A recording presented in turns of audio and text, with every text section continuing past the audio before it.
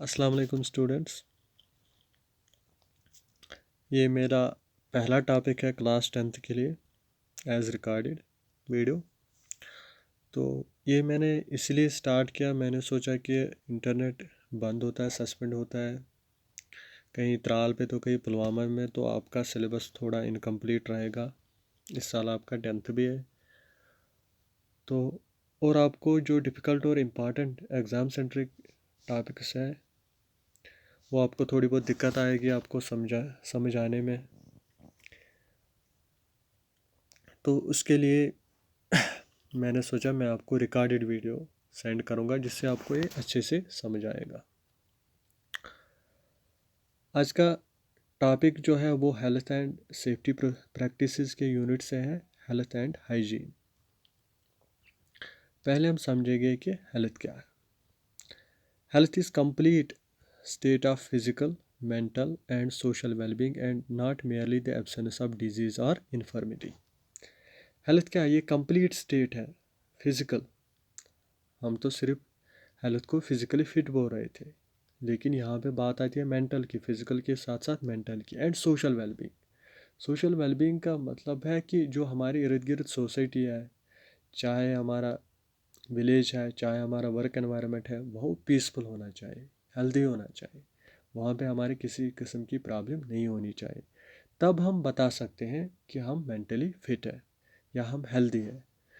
वरना इन्फर्मिटी के हिसाब से, मतलब कोई डिजीज़ या वीकनेस के हिसाब से हम नहीं बता सकते हैं कि इसमें एब्सेंस है किसी डिजीज़ या वीकनेस की तो ये हेल्दी है। नहीं, हेल्दी का मतलब होता है physical, mental as well as social wellbeing. Social wellbeing आपको समझ आए कि एक पीसफुल सोसाइटी होनी चाहिए, पीसफुल वर्क एनवायरनमेंट होना चाहिए। उसके बाद ये इंटर रिलेटेड टर्म्स है हेल्थ एंड हाइजीन। अब मैं आपको समझाऊंगा हाइजीन क्या होता है। Hygiene can be defined as a practice of certain habits to maintain a good health. ये वो प्रैक्टिस है जिससे हम सर्टन हैबिट्स अपनाते हैं अपनी ज़िंदगी में, जिससे क्या होता है, जिससे गुड हेल्थ मेंटेन होता है। ये दोनों पर आता है, पर्सनल लेवल पर भी और कम्युनिटी लेवल पर भी। पहले हम पर्सनल हाइजीन के बारे में बताते हैं। क्या क्या आता है इसमें? क्लीननेस आती है, और सिर्फ हमें यही पता था, बल्कि ये ब्रॉडर कंसेप्ट है। फिजिकल एक्सरसाइज इसमें आती है क्योंकि वो हमें फिजिकली फिट बनाते हैं। उसके साथ साथ प्रॉपर रेस्ट एंड स्लीप। अगर प्रॉपर रेस्ट और स्लीप नहीं करेंगे तो हम इम्बेलेंस हो जाते हैं, तो ऑब्वियसली वो हमारा हेल्थ डिटेरिएट करता है। अच्छा खाना, गुड फूड, वो भी इसमें आएगा।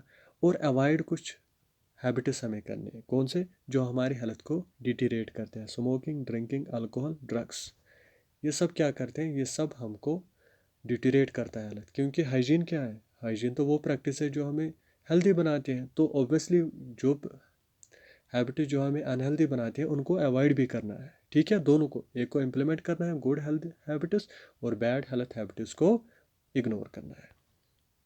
सोशल हाइजीन का मतलब है include the surrounding we live in and other public places. इससे बड़ी एग्जांपल आपके सामने है कोविड-19। हम अपने ऊपर कितना भी मेहनत करेंगे, पर्सनल हाइजीन रखेंगे, लेकिन जब तक सोसाइटी सेफ नहीं है, सोशल हाइजीन नहीं है, तो it is all in when. तो आज आपको ये सबसे बड़ी एग्जांपल है आपके सामने कि हम कितने डिटेरिएट हो गए। क्यों हो गए? क्योंकि यह मसला आ गया कि सोसाइटीज़ अच्छी हेल्दी नहीं है। पर्सनल हाइजीन तो है लेकिन सोशल हाइजीन नहीं है। वरना ये तो चाइना में ऑरिजिनेट हो गई, तो इसी की वजह से ट्रांसमिट हो गई एक से दूसरे तक। तो इसलिए आपको इम्पॉर्टेंस पता होगी, समझ आया होगा कि पर्सनल और सोशल हाइजीन दोनों कितनी इम्पॉर्टेंट है। अब हम ये रिटेल में पढ़ रहे हैं, तो हमें यहाँ पे सबसे इम्पॉर्टेंट चीज़ होता है कि एक रिटेल स्टोर में हम क्या करेंगे, हम किस तरीके से एक रिटेल स्टोर में कौन से पॉइंट्स, कौन से आइडियाज़ हम इम्प्लीमेंट करेंगे जिससे एक रिटेल स्टोर का अच्छा सेटअप होगा और अच्छी पर्सनल हाइजीन या रिटेल स्टोर की हाइजीन होगी। सबसे पहले प्लान है क्लीनिंग शेड्यूल। जैसे हम स्कूल में टाइम टेबल बनाते हैं, इसी तरह हमें शेड्यूल बनाना पड़ता है कहाँ पे, एक रिटेल स्टोर में, जो लोग फॉलो करेंगे। तो यहाँ पे कोई इम्बेलेंस, कोई डिस्टर्बेंस नहीं होगी, क्योंकि हर कोई अपना अपना काम करेगा। उसके बाद make a list of things to be clean every day. उस पर हम लिखेंगे कि कौन सी चीज़ें हर रोज़ साफ़ करने हैं और कौन सी चीज़ें हर रोज़ साफ़ नहीं करनी है। फॉर एग्ज़ाम्पल फ्लोर, एंट्रेंस, या हम एग्ज़िट, यहाँ पे पॉइंट ऑफ सेल जहाँ पे कस्टमर्स का आना जाना बहुत होता है, तो वहाँ पे हम क्या करेंगे, वहाँ पे हम रोज़ सफाई करेंगे। उस रोज़ सफाई करने से क्या होगा, उससे वहाँ पे कस्टमर्स को अच्छी इंप्रेशन पड़ेगी। Assign task to housing staff, house keeping staff, जिस तरह हम मैथ टीचर को बोलते हैं अटेंडेंस में कि सॉरी डेट शीट में कि आप मैथ पढ़ाओ, उस टाइम टेबल में ये मैथ पढ़ाओ, उसको बोलते हैं आप ये। इसी तरह हम क्या करेंगे, हम हाउस की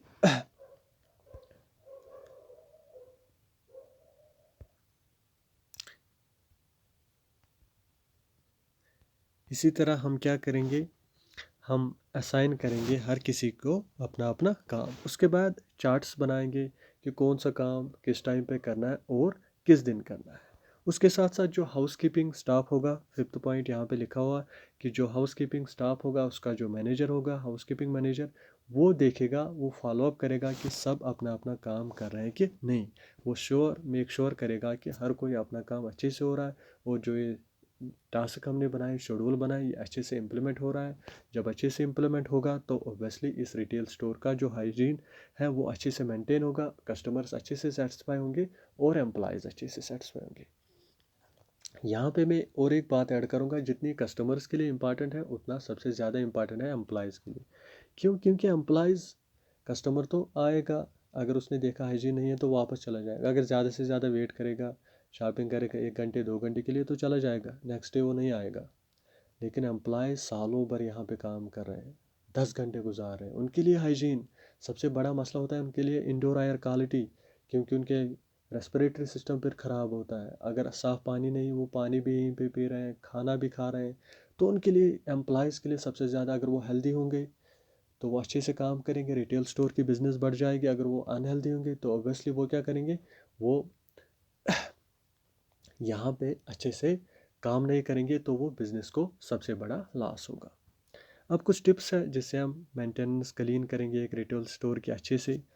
always keep your entrance clean, क्योंकि यहाँ पे सबसे ज़्यादा लोग इसी तरीके से, इसी साइड से आते हैं, तो ऑब्वियसली यहाँ पे सबसे ज़्यादा क्लीननेस की ज़रूरत है। फ्लोर्स की क्लीननेस ज़रूरत है, वॉल्स पे हाथ नहीं, इतना नहीं लगाते हैं। पैर हमारे सबसे ख़राब होते हैं, तो वही फ्लोर पे ही ज़्यादा हम उसका यूज़ कर रहे हैं, तो ऑब्वियसली फ्लोर सबसे ज़्यादा गंदा होगा, तो इसको सबसे ज़्यादा साफ़ करना पड़ेगा। वाशरूम्स और ड्रेसिंग रूम्स, जिनको हम ट्राई रूम्स भी बताते हैं, वहाँ पे हम अपने कपड़े लगाते हैं कि सही होंगे कि नहीं, फिट हो गया हमारी सेटिंग कि नहीं।